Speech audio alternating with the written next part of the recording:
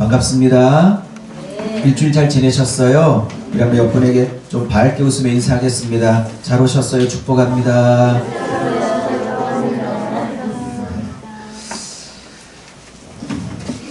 달려와 예배하시는 모든 성도님들을 주님의 이름으로 축복하고 환영합니다. 우리 하나님께서 큰 은혜 각자의 심령에 허락하여 주실 줄로 믿습니다. 이제 사도행전 강해가 다 끝났고요.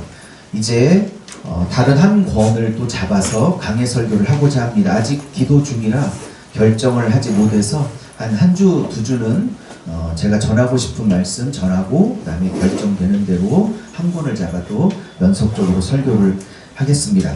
오늘은 이번 주에 몇 편의 설교를 준비를 했는데요. 이 말씀이 제 마음에 큰 은혜가 되어져서 오늘 이 말씀을 전하라 하시는 마음으로 받고 이 말씀을 전하려고 합니다.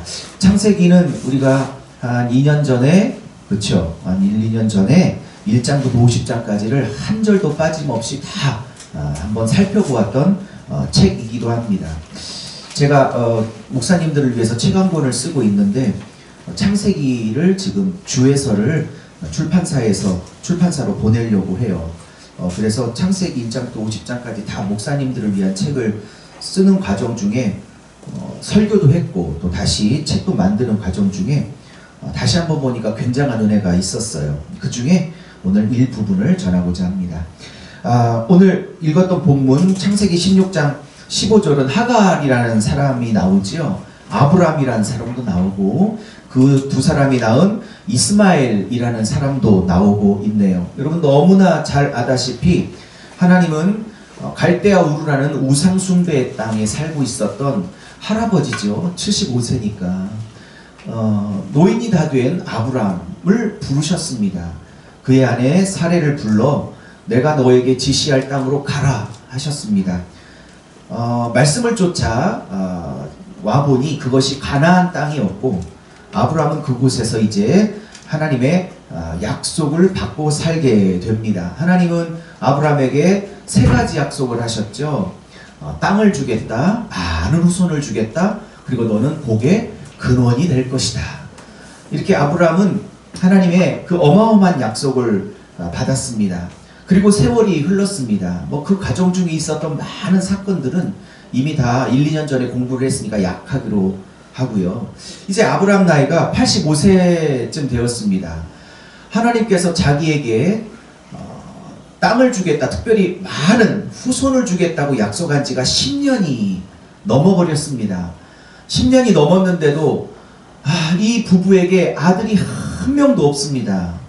아들이 한 명도 없는데 하나님은 계속해서 나타나셔서 아들이 너희 후손이 하늘의 별수보다 바다의 모래수보다 많을 것이다 라고 말씀하시고 약속을 하십니다. 12장부터 아브라함이 죽는 25장까지 하나님이 여러 번 나타나시는데 그 중에서 이런 어마어마한 약속을 하시는 것 횟수를 세어보면 6번이나 걸쳐서 언약을 약속을 맺으십니다. 그런데도 불구하고 하나님은 약속만 하시지 말씀만 하시지 아직 현실에는 전혀 이루어지고 있지 않습니다. 여러분도 그럴 때가 있으시죠? 말씀을 들을 때 확신이 오고 기도할 때 하나님이 이렇게 해주실 것 같다 확신이 오는데 예 맞습니다. 성령이 주시는 말씀이 맞고 확신이 맞는데 기도만 하면 그렇게 될 것 같은데 눈을 뜨고 현실을 살아가 보면 전혀 그렇지 않은 현실을 볼 때 여러분 마음은 어떠십니까? 지금 아브라함의 마음이 그렇다는 겁니다. 85세가 됐어요. 나이를 10년이나 더 먹었습니다. 바다의 모래수보다 많은 후손은 그만두고 한 명의 아들도 없습니다. 그래서 이제 견디다 못한 아브라함과 사레가 사레의 몸종 하갈을 아브라함에게 첩으로 주게 됩니다. 그리고 하나님의 약속이 이루어지지 않으니까 우리라도 후손을 봐야 되지 않겠냐 라고 해서 이스마엘이라는 첫 번째 아들을 86세에 낳게 됩니다. 하나님을 만난 지 꼭 11년 만에 아들을 스스로의 힘으로 낳아버리지요. 오늘 그게 16장 17절이고요. 그의 나이, 아브라함의 나이 86세였더라 그럽니다. 그리고 17장 1절에 아브라함의 나이 99세 때 하나님께서 다시 나타나십니다. 여러분 99에서 86세를 빼면 몇 년이 남습니까? 13년이죠. 하나님이 13년 동안 아브라함에게 침묵하셨습니다. 나타나지 않으셨습니다. 왜일까요? 이따도 말씀을 드리겠지만 하나님이 13년 만에, 그것도 99세, 100세에서 한 살 모자란 99세 나타나셔서 두 가지를 말씀하십니다. 나는 전능한 하나님이다. 두 번째, 너는 내 앞에서 행하여 완전하라. 라는 이 두 가지 말씀을 풀어 가십니다. 그리고 아브라함의 이름을 아브라함으로 바꾸고 사레의 이름을 사라로 바꾸십니다. 내년 이맘때에 아들이 있을 거라는 약속을 이제 18장에서 하시게 됩니다. 그리고 실제로 1년이 지나 이제 하나님이 인정하시는 이삭이라는 둘째 아들이 태어나게 됩니다. 그것은 21장이죠. 이렇게 아브라함의 이야기가 전개되어지고 있습니다. 자, 이런 본문을 가지고 오늘 하나님께서 저에게 몇 가지 말씀을 허락해 주셨어요. 이 말씀이 여러분에게도 잘 박힌 못처럼 박혀서 여러분의 평생에 이 말씀 붙들고 승리할 수 있기를 예수의 이름으로, 주님의 이름으로 축복합니다. 아멘. 자, 첫 번째 말씀 같이 나눠볼게요. 자, 한번 같이 해볼게요. 자, 오늘 말씀을 한번 선포해볼게요. 제목을 시작. 나를 정말 믿느냐? 정말 나를 믿느냐? 여러분, 정말 하나님이 여러분에게 가장 좋은 것을 주실 거라는 것을 믿습니까? 아멘. 정말 나를 믿느냐? 제목을 무엇으로 할까요? 이렇게 기도하며 제목을 찾는데 제 마음에 정말 나를 믿니? 진짜 나를 신뢰하냐?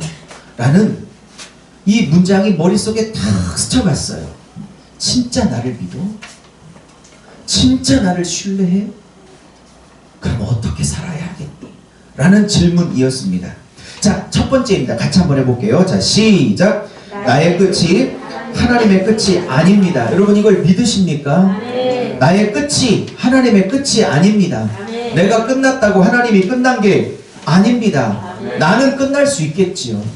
그러나 하나님은 끝난 게 아닙니다. 아멘. 지금 아브라함의 나이 75세 때 하나님을 믿고 고향을 따라 가나안 땅으로 이주했습니다. 하나님은 세 가지를 약속하셨다고 말씀드렸죠. 땅을 주겠노라, 후손을 주겠노라, 천하 만민의 복의 근원 통로가 되게 하겠노라 말씀만 하셨지. 그리고 그 중간중간에 10년 동안 많이 나타나셨습니다. 그리고 동일한 약속을 13장에도 하셨고 15장에도 하셨고 여러 번 하셨습니다.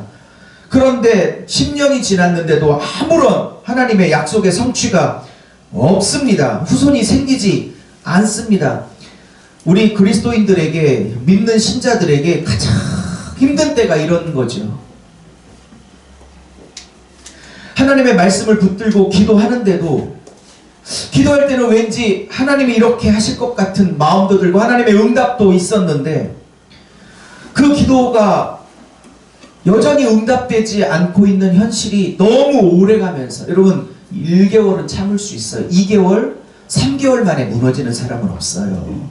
1년, 2년 만에 무너지는 사람도 없어요. 근데 이게요 5년, 6년, 8년, 9년, 10년, 11년 이렇게 장기적으로 갈 때 거기에 장사가 없는 겁니다. 어떤 믿음의 사람이라 할지라도 그 1, 2개월도 아니고 1, 2년도 아니고 이게 10년, 11년째 될 때 어떤 믿음의 사람도 흔들리지 않고 이렇게 초인적인 믿음을 발휘할 수 있는 사람은 거의 드물지 않겠나 싶습니다.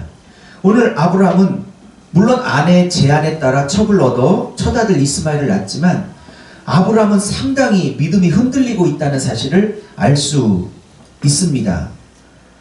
이 아브라함이 낳았던 육신의 아들 이스마엘은 뭐 이름은 좋아요. 여호와께서, 하나님께서 너의 기도를 들으신다 라는 좋은 이름을 갖고 있지만 하나님은 아브라함이 85세 6세 때 낳은 이 이스마엘을 내가 너에게 줄 자손이라고 인정하지 않으셨어요. 왜요? 아브라함의 아들이 맞는데도 나는 인정 못해 라고 하고 100세에 낳은 이삭만을 내가 인정한 아들이야 라고 했을까요? 똑같은 아브라함의 아들인데 왜 그렇게 하셨을까요? 하나님은 아직 육신의 힘이 남아 육신적으로 아들을 생산할 수 있는 나이가 된 아브라함이 낳은, 아브라함의 힘으로 낳은 이스마엘은 당신의 자손으로 인정하지 않으셨습니다. 그리고 99세에 100세에 낳은 아들 이삭은 하나님이 인정을 하셨습니다. 왜요? 하나님은 육신적으로 힘으로 낳은 그 아들을 당신의 후손이라고 인정하지 않으셨고, 아브라함이 도대체 낳을 수 없는 생산의 능력이 다 끊어진 상태에서 낳은 그 이삭을 하나님은 약속의 언약의 자손이라고 인정해 주셨습니다. 내 힘으로 하는 걸 하나님이 인정하지 않습니다. 내 지혜로 하는 걸 하나님이 인정하지 않습니다. 오직 하나님의 지혜로, 오직 하나님의 능력으로 하나님이 하신 것에 대하여 하나님이 인정하신다는 의미입니다. 자, 그 이후에 13년이 지나 오늘 본문에 보니까 99세에 나타나셨습니다. 왜 13년이나 하나님은 침묵하셨을까요? 왜 99세에 나타나셨을까요? 99세에 어떤 특별한 숫자의 의미가 있는 것은 아니라고 보여집니다. 99세가 나타나는 의미는 아브라함과 그 안에 사레가 도저히 생물학적으로는, 도저히 인간적으로는 아이를 낳을 수 있는 생산의 능력이 둘 다 끝났다라는 나이가 99세이기 때문에 하나님은 아브라함과 사레에게 99세에 나타나게 된 것입니다. 아이를 낳을 수 있는 가능성이 제로입니다. 하나님이 언제 우리를 만나주시냐? 우리의 힘으로 해보겠다 할 때 만나주시지 않습니다. 우리의 지혜로 해보겠다 할 때 만나주시지 않습니다. 내 힘이 펄펄 살아있을 때, 내 열심이 펄펄 살아있을 때는 만나주시지 않습니다. 나는 못한다고 고백할 때, 할렐루야. 내 힘으로는 할 수 없다고 고백할 때, 내 지혜로는 안 된다고 고백할 때, 모든 것을 주님께 맡긴다고 고백할 때, 오직 주님의 힘으로만 가능하다고 고백할 때 주님은 우리를 만나주십니다. 내 힘이 다 빠질 때까지 기다렸던 시간이 13년입니다. 어느 날 이렇게 기도하는데, 예전이에요. 어느 날 기도하는데 마음에, 유목사야 나이 좀 빨리 먹었으면 좋겠다 네가. 그런 마음이 쑥 들어요. 왜 나이를 먹었으면 좋을까? 네가 한 살 한 살 나이를 먹는 게 나한테는 좋다. 그때는 그 말씀이 무슨 말씀인지 몰랐어요. 39에 개척하고 이제 50대 중반에 이렇게 올 때까지 40대에서는 그 말씀을 받고도 무슨 말씀인지 몰랐어요. 근데 이제 이렇게 조금씩 목회 이렇게 횟수가 늘어나고 조금씩 나이를 먹어가면서 느끼는 건, 자꾸 내 힘이 빠져가는 걸 느낄 수 있어요. 육체적인 힘도 물론 30, 40대만큼은 많이 빠지겠지만 이 영적인 부분도 이제는 나의 힘이 조금씩 빠져가는구나. 내 생각이 조금씩 빠져가는구나. 내 지혜가 조금씩 빠져가는구나. 30대, 40대 젊은 목사들이 그 자기의 생각과 지혜와 열심이 얼마나 충만해요. 하나님이, 저도 그럴 때가 있었는데 하나님이 빨리 나이를 먹었으면 좋겠다. 네 힘이 빨리 빠졌으면 좋겠다. 여러분, 그거는 세월이 흘러야 돼요. 40일 금식 기도한다고? 아니요. 40일 철야 기도한다고 힘이 빠지는 게 아니에요. 제가 봤을 때 오랜 세월을 통해, 고난과 연단을 통해 힘이 빠져가는 것이지 그냥 빠져가는 게 아닙니다. 사랑하는 여러분, 운동선수 중에 고수들이 하는 말이 있어요. 항상 그게 탁구든 테니스든 제가 좋아하는 배드민턴이든 뭐든 고수들은 이런 얘기를 해요. 하수들에게 힘 빼 붙여야 돼. 힘 빼는데 10년 걸린다고 하더라고요. 힘이 빠진다는 걸 아는데 10년 걸린다고 하더라고요. 사랑하는 여러분, 아브라함을 99세에 만나주신 것은 99세기 때문에 만나주신 게 아니라 그의 힘이 다 빠졌을 때, 그의 그 잘난 자부심이 다 빠졌을 때, 그의 의가 다 사라지고 없을 때, 인간적인 열심이 다 빠져버리고 말 때, 그때 하나님은 그를 만나 주셨습니다. 나이가 좀 먹으면 고집이 점점 없어져야 합니다. 사랑하는 여러분, 우리나라에 고집 센 성씨가 세 성씨가 있죠. 무슨 뜻인지 아세요? 그분들은 나이가 먹어도 그렇게 고집을 못 꺾는다고 하더라고요. 근데 그리스도인들은요, 나이가 하나씩 하나씩 먹어가면서 신앙 연륜이 하나씩 쌓여가면서 고집이 점점 없어져야 될 줄로 믿습니다. 나이가 이렇게 먹었는데도 고집이 안 빠지는 건 그 하나님 앞에 회개해야 될 문제예요. 나이가 먹어가면 먹어갈수록 점점 부드러워야 되는데 이게 고집이 점점 더 세지는 사람들이 있어요. 여러분은 어떻습니까? 한 살 한 살 나이를 잡숴 가시면서 고집이 더 세지고 있나요? 점점 부드러워지고 있나요? 본인은 몰라요. 내 짝꿍에게 물어봐요. 내 짝꿍이 가장 잘 알아요. 아직도 모르는 거죠. 그러니까 우리는 아직도 모르는 거예요. 하나씩 힘을 다 빼야 되는 거예요. 자, 이렇게 힘이 다 빠지자 주님은 다시 나타나셨습니다. 그리고서 하나님의 일성이 이겁니다. 첫 번째 말씀이 나는 엘샤다이 하나님이라. 할렐루야. 나는 전능하신 하나님이라. 여러분, 이 엘샤다이라는 뜻은 학자들마다 해석이 다 다른데 여러 가지 학설이 있는데 어머니의 두 가슴이라고 하는 주장이 가장 일리 있어 보여요. 그 어머니의 가슴에서 그 아이를 먹일 수 있는 그 모유가 한없이 흘러나오듯이 모든 것들을 공급할 수 있는 하나님을 말할 때 어머니의 두 가슴의 하나님, 엘샤다의 하나님이라고 말씀하십니다. 여러분, 한번 여쭤볼게요. 하나님은 그동안에 여호와 혹은 하나님 이렇게 계시하시다가 오늘은 당신의 이름을 처음으로, 이게 처음 나와요. 나는 전능하신 엘샤다이의 하나님이다 라고 오늘 처음으로 계시하고 있는 이유가 무엇일까요? 왜 하나님은 그동안에 자기가 말했던 여호와다 아니면 하나님이다 라고 말하지 않고 나는 전능하신 엘샤다이다 라고 말씀하고 계신 이유가 무엇일까요?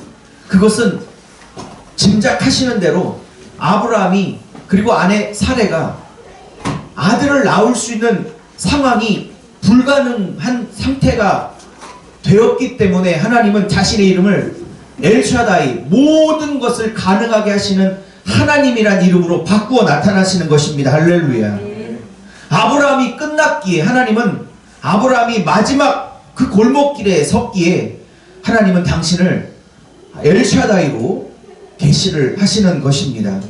즉 모든 상황을 역전시키는 하나님이시라 이 말입니다. 모든 불가능을 가능으로 바꾸시는 하나님이시라 이 말입니다. 인간이 끝이 났어도 하나님이 끝이 난 것이 아니면 우리에게는 소망이 있습니다. 내가 다 끝났다고 생각해도 하나님이 끝난 것이 아니라고 하시면 우리는 아직도 소망이 있는 것입니다. 사랑하는 여러분, 오늘 이 엘샤다의 하나님을 붙드십시오. 아멘. 아멘. 아멘. 크게 아멘 해볼까요? 크게 아멘. 아멘. 엘샤다의 하나님을 붙드십시오. 아멘.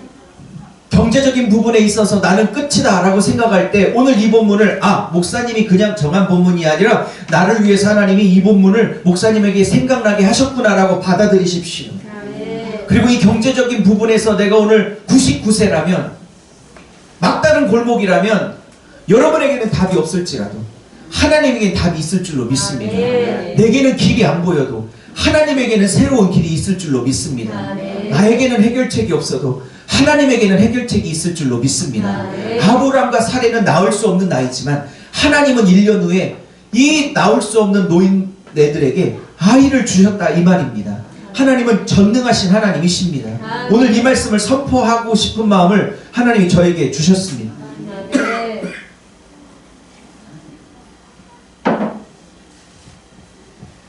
그러므로 이 전능하신 하나님을 믿고 여러분이 지금 어렵고 힘들고 고통당하고 있는 그 문제, 그게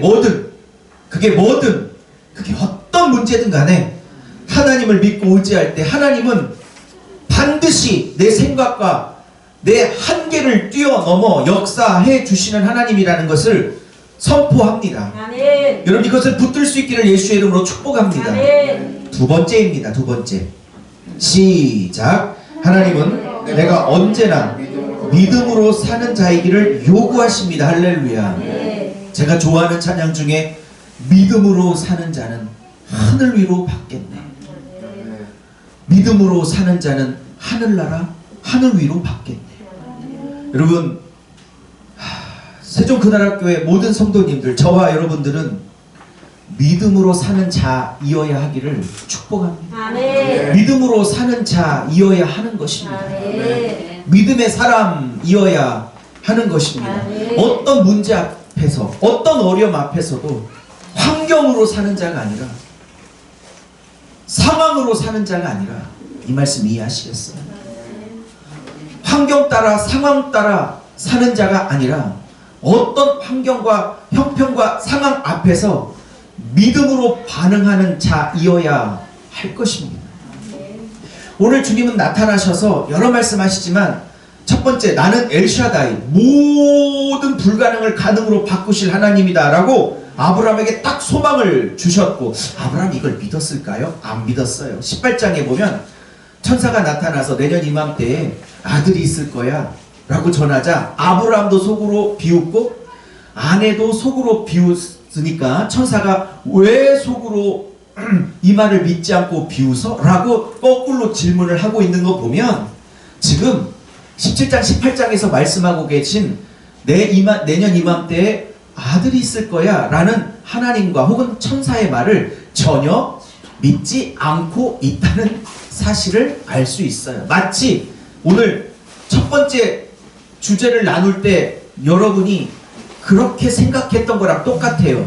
무슨 이 경제를, 이 건강을, 이 사업을, 이 자식을, 이 남편을, 아내를 하나님이 무슨 수로 바꿔? 무슨 수로 바꿔? 그 돌같이 굳어있는 남편, 교회 가자고 그렇게 해도 한 번도 움직이지 않는 그 남편 하나님이 바꾸신다고. 하나님이 엘샤다이라고. 목사님이 아멘 하라고 하면 했지만 순간적으로 갈등이 오시죠. 그 돌같은 내 남편, 바위 같은 내 남편의 마음 엘샤다이 하나님이 바꿀 수 있을까? 아멘. 이런 갈등이 오시지 않았어요? 이 경제적인 어려움을 하나님이 바꿀 수 있을까? 아멘은 하긴 했지만 정말 그럴까? 이런 갈등이 1번 주제를 나누며 여러분 마음에 들지 않겠습니까? 아브라함이 그랬다는 겁니다. 그렇지만 하나님은 아브라함이 그렇게 비웃고 믿지 않는다는 걸 아심에도 불구하고 하나님은 이루셨습니다. 아멘. 믿지 않았는데도 이루셨습니다. 아멘. 한편으로 그렇다면 믿으면 하나님께서 얼마나 기뻐하시겠습니까? 히브리서 11장에 믿음이 있어야 나를 기쁘게 한다. 아멘. 믿음이 없이는 하나님을 기쁘시게 할 수 없다니. 아멘. 말을 뒤집으면 나는 믿음 있는 자를 기뻐한다.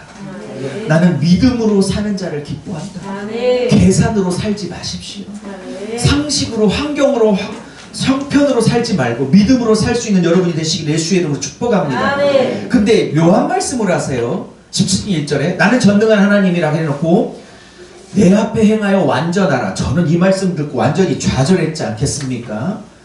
하나님 앞에서 행하라. 여기까지는 그렇지. 하나님 앞에서 늘 뭐든지 하나님 앞에서, 거기까지는 제가 이해를 했습니다. 근데 완전하라, 담임, 어떻게 완전을 합니까?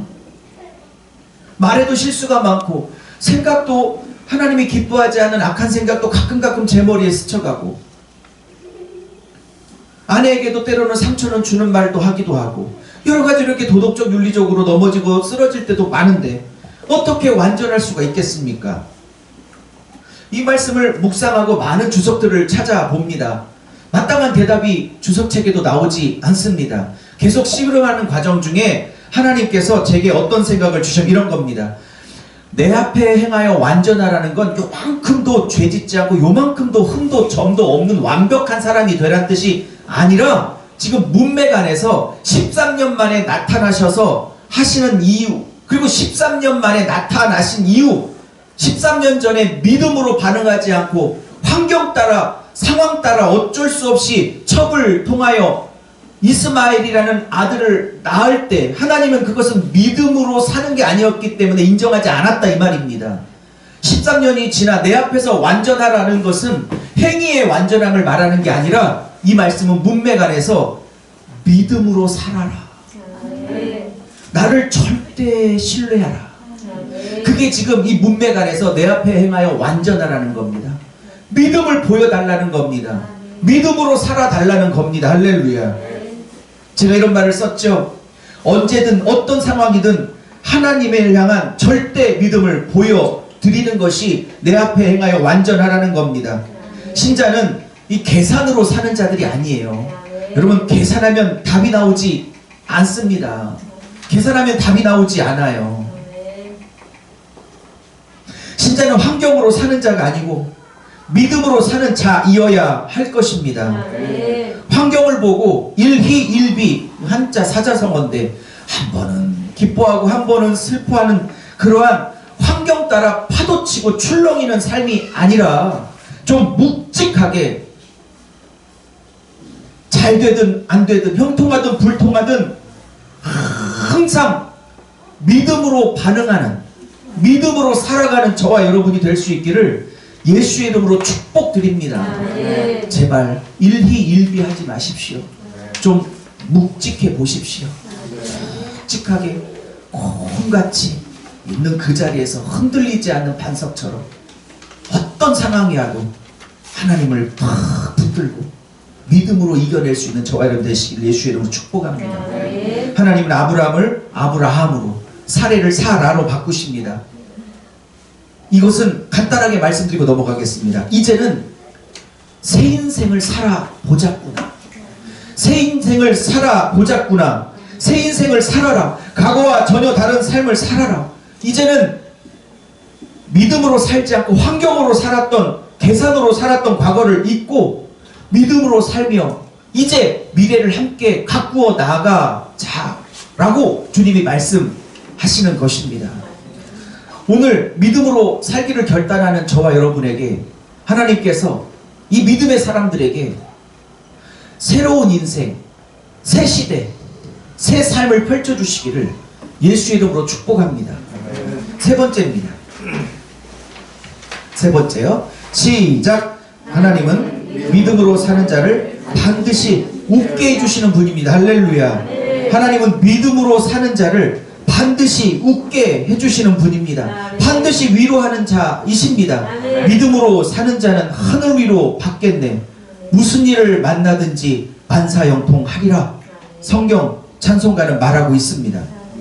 17장 18장에 하나님은 혹은 하나님의 천사들은 이 두 사람 부부에게 내년 이맘때쯤 아들이 있을 거라고 약속을 다시 한번 하십니다. 아브라함도 비웃었습니다. 사례도 비웃었습니다. 믿기지가 않았거든요. 99세 노인네들에게 무슨 아들이 있다고요? 여러분 믿겠습니까? 내가 아무아무개 집사야, 아무아무개 권차라, 청년아, 내가 내년에 이것을 회복해 줄 거야. 근데 상황은 전혀 아니야. 그러면 여러분 그걸 믿을 수 있겠습니까? 네 남편 내가 돌이켜 줄 거야. 네 자식 내가 회복시켜 줄 거야. 네 건강 내가 회복시켜 줄 거야. 네 물질의 문제 내가 회복시켜 줄 거야. 라고 말씀했을 때에 여러분 아브라함과 사례처럼 반응하시겠습니까? 아니면 믿음의 반응을 하시겠습니까? 아브라함과 사례는 안타깝게도 비웃었습니다. 이게 이차크입니다. 이차크, 비웃다. 이차크 발음을 좀 빨리 해보십시오. 이차크, 이차크, 이차크, 이차크, 이삭, 이삭 이렇게 되지 않습니까? 나중에 1년 후에 아들을 낳았는데 하나님이 이삭이라 이름을 짓도록 인도하셨습니다. 바로 이차크에서 나온 이삭입니다. 하나님이 나를 웃게 하셨다. 이 이삭이라는 이차크 이름에는 이중적인 의미가 있습니다. 하나님께서 하실 일을 도저히 믿어지지 않아져서 웃기고 있네 라고 하나님을 비웃었던 비웃음의 이츠하크가 있고 1년 후에는 정말 믿어지지 않는 하나님, 그 믿어지지 않는 일을 하나님이 이루어내심으로 기쁨으로 웃었던, 기쁨으로 웃어냈던 그 이츠하크가 있던 겁니다. 그리고 이 이츠하크, 이삭이란 이름에는 아브라함의 비웃음의 불신앙도 담겨져 있는 이름이요, 또 그 불신앙에도 불구하고 하나님이 아들을 주심으로 아브라함을 그리고 아내 사레를 웃게 하셨던 축복의 이츠하크도 있는 것입니다. 사랑하는 여러분, 말씀을 마무리하고자 합니다. 하나님은 믿음으로 사는 자를 절대 울리시는 하나님이 아니십니다. 이걸 믿으십시오. 오늘 예전에 한 2, 3년 전에 했던 본문을 다시 꺼낸 것은 제 마음에 이번 주에 너와 세종그나라교회 성도들은 믿음으로 사는 자이어야 한다 라는 마음이 계속 강력하게 저를 푸시했기 때문입니다. 믿음으로 사는 자이어야 한다. 어떤 환경, 어떤 상황이어든 간에 반응은 믿음이어야 하는 것입니다. 믿음으로 사는 자를 절대로 하나님은 그 마지막을 울게 하지 않습니다. 만약에 울게 하신다면 너무 고마워서, 너무 감사해서 우는 울음일지는 모르지만 한과 상처와 고통으로 울게 하지 않는 하나님이시라는 겁니다. 하나님은 우리를 믿음으로 사는 자를 그 마지막을 웃게 하실 것입니다. 여러분에게 이츠하크를 허락하여 주실 줄로 믿습니다. 그러려면 여러분 어떻게 해야 합니까? 환경을 보고 사는 것이 아니라 하나님이 엘샤다이의 하나님이라는 것을 믿고 모든 환경을 다 뒤바꿀 수 있는 하나님이라는 사실을 믿고 내 기도에 응답하여 주실 것이라는 것을 믿고 내 형편을 주님께서 바꿔주실 것이라는 것을 믿고 믿음으로 살아갈 수 있는, 그래서 하나님의 위로와 웃게 하시는 그 이츠하크의 축복을 경험할 수 있는 저와 여러분이 다 되어질 수 있기를 예수의 이름으로 축복드립니다.